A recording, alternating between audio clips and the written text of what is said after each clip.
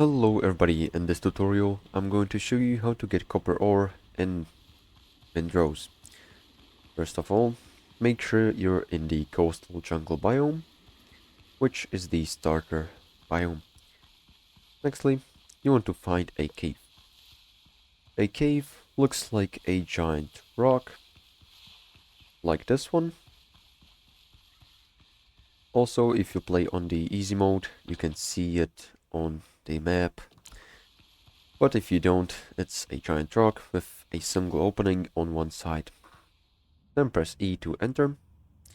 Also, a lantern is recommended. And you're going to need a stone pickaxe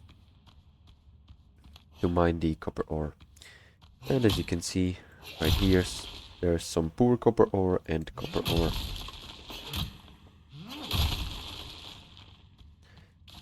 And this is how you get copper ore.